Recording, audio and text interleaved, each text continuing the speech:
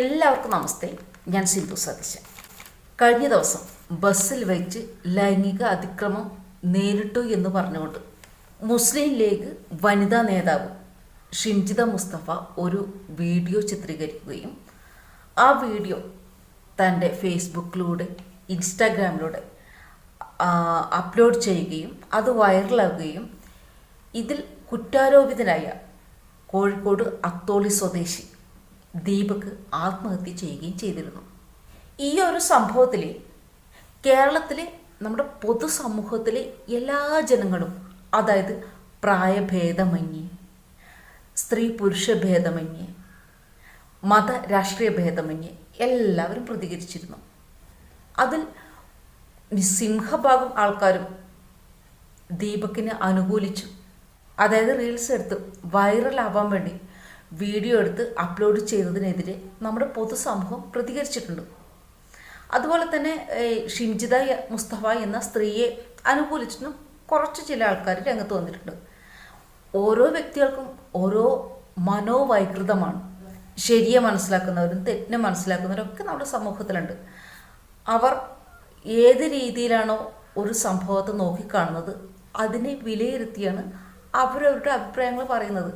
ചില ആൾക്കാർ അഭിപ്രായം പറഞ്ഞ് തെറ്റാണ് തോന്നിക്കഴിഞ്ഞാൽ തിരുത്തും, ചില ആൾക്കാർ തിരുത്തില്ല. ഇതൊക്കെ നമ്മുടെ നാട്ടിൽ നടക്കുന്ന സംഭവമാണ്. ഷിംജിത മുസ്തഫ ചെയ്ത് തെറ്റാണോ എന്ന് ചോദിച്ചു കഴിഞ്ഞാൽ 100% ഞാൻ പറയും തെറ്റ് തന്നെയാണ്. കാരണം ആ ഒരു വീഡിയോ കാണുമ്പോൾ ദീപക് എന്ന 41കാരൻ നിരപരാധിയാണെന്ന് തുറന്നു കാണിക്കുന്ന ഒരു വീഡിയോ തന്നെയാണ്. പക്ഷേ ഫസ്റ്റ് സൈറ്റിൽ ആ ഒരു വീഡിയോ പൊതുസമൂഹത്തെ തെറ്റിദ്ധരിപ്പിക്കുന്ന രീതിയിലായിരുന്നു.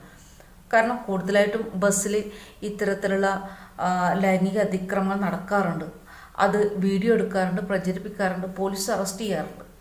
പക്ഷേ ദീപകിൻ്റെ കാര്യത്തിൽ തികച്ചും വ്യത്യസ്തമായിരുന്നു ആ വീഡിയോ ചിത്രീകരണം. അത് വൈറലായതും അതിൻ്റെ അനന്തരഫലമുണ്ടായതും. അതുകൊണ്ട് തന്നെ പൊതുസമൂഹം എല്ലാവരും ഒന്നടങ്കം പ്രതികരിച്ചിരുന്നു.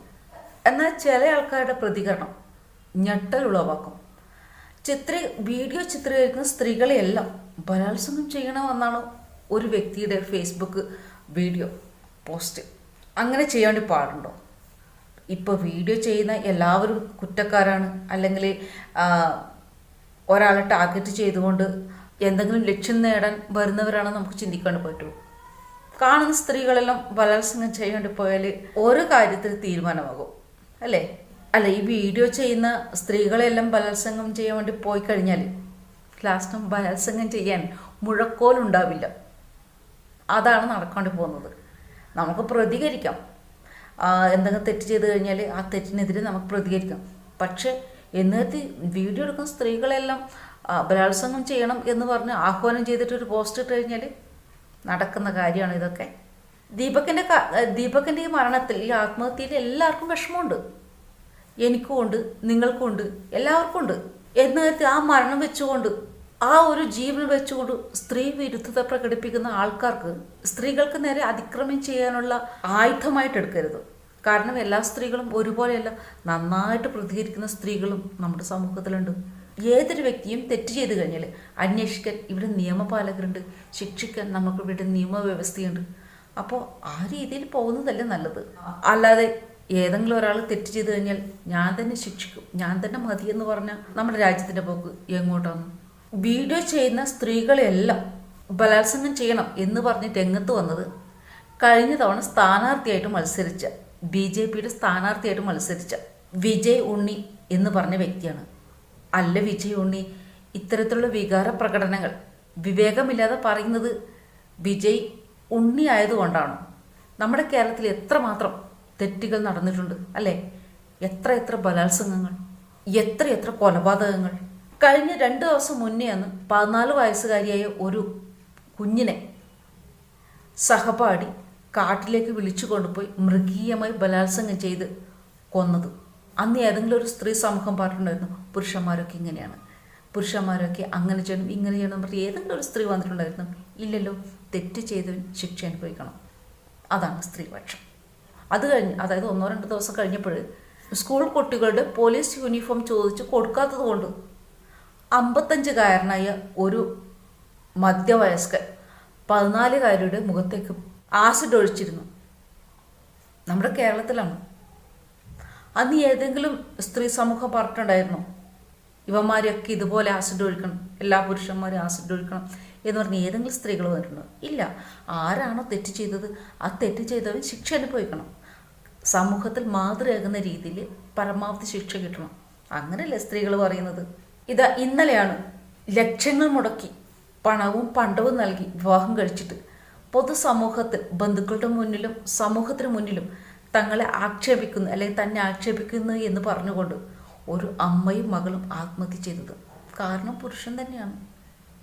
എന്ന് കേട്ടിട്ട് ഏതെങ്കിലും സ്ത്രീ ഇനി പുരുഷന്മാരെ വേണ്ട, കല്യാണം കഴിക്കേണ്ടി വേണ്ട, ഞങ്ങൾ ഇങ്ങനെ ജീവിച്ചോളാം എന്ന് ഏതെങ്കിലും ഒരു സ്ത്രീ പറഞ്ഞിട്ടുണ്ടോ?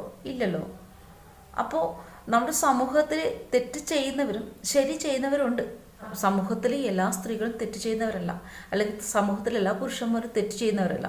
തെറ്റ് ചെയ്യുന്നവരെ നമ്മൾ മനസ്സിലാക്കുകയും പ്രതികരിക്കുകയും ചെയ്യണം. ഈ ബസ്സിലെ ലൈംഗിക അതിക്രമം ദീപകിൻ്റെ കാര്യത്തിൽ മാത്രമാണ് തെറ്റായി പോയത്.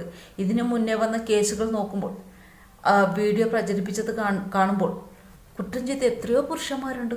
അപ്പോൾ ആ വീഡിയോ ചിത്രീകരിച്ച സ്ത്രീകളെല്ലാം കുറ്റക്കാരാണ്? അല്ലല്ലോ. അപ്പോൾ വിജയുണ്ണി, നമ്മുടെ കേരളത്തിൽ ധാരാളം അരാജകത്വങ്ങൾ നടക്കുന്നുണ്ട്. അതിൽ ചിലരൊക്കെ ബലിയാടാകുന്നുമുണ്ട്. പിന്നെ ഈ ലോകത്തിലെ എല്ലാവരും നന്നാക്കാൻ നമ്മളെ കൊണ്ട് സാധിക്കുമൊന്നുമില്ല.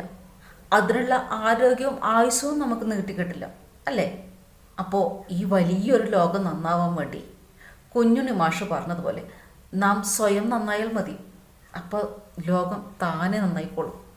ഉണ്ണിയുടെ ജീവിതത്തിലും വിജയുണ്ണിയുടെ ജീവിതത്തിലും ഇതൊരു പാഠമായിരിക്കട്ടെ. എല്ലാ സ്ത്രീകളെയും ബലാത്സംഗം ചെയ്യണം എന്ന ആഹ്വാനമായിട്ട് ഇനി പൊതുസമൂഹത്തിന് മുന്നിലേക്ക് വരാൻ നിൽക്കരുത്. അത് ഈ തെറ്റ് ചെയ്തവരെക്കാൾ വലിയ മഹാ അപരാധമാണ്. മനസ്സിലാക്കുക. മറ്റൊരു നല്ലൊരു വീഡിയോ മറ്റുള്ള വരരുത്. എല്ലാവർക്കും ബൈ.